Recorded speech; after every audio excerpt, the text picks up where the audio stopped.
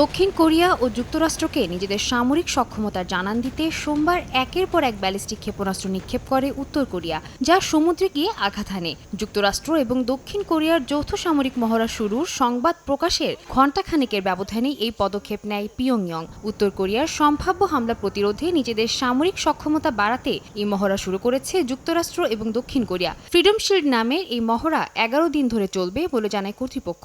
তবে ওয়াশিংটন ও সিওলের এই বাড়তে থাকা বন্ধুত্ব পিয়ংইয়ংকে আরও খেপিয়ে তুলছে।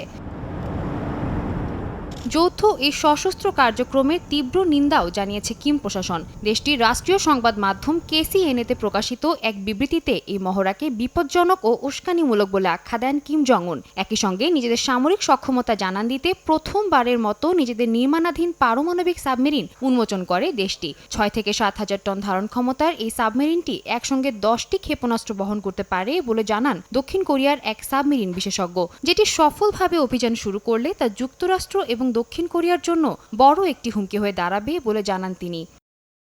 তবে অনেকেই প্রশ্ন তুলছেন, আন্তর্জাতিক নিষেধাজ্ঞার ভারে নুয়ে থাকা দেশ উত্তর কোরিয়া অত্যাধুনিক এই যান তৈরির কাঁচামাল এবং পর্যাপ্ত অর্থ কোথায় পেল। বিশ্লেষকদের ধারণা, ইউক্রেন যুদ্ধে রাশিয়াকে সেনা সহায়তা সরবরাহের বিনিময়ে তাদের কাছ থেকে প্রযুক্তিগত সহায়তা পাচ্ছে পিয়ংইয়ং। জাহাজ নির্মাণ কারখানায় এই নির্মাণাধীন সাবমেরিন পরিদর্শনকালে কিম জং উন বলেন, শত্রু বাহিনীর বন্দুকবাজ কূটনীতিকে রুখতে অপ্রতিরোধ্য কিছু যুদ্ধজাহাজ তৈরি করা প্রয়োজন তাদের। সাদিয়া তাসনিম, সময় সংবাদ।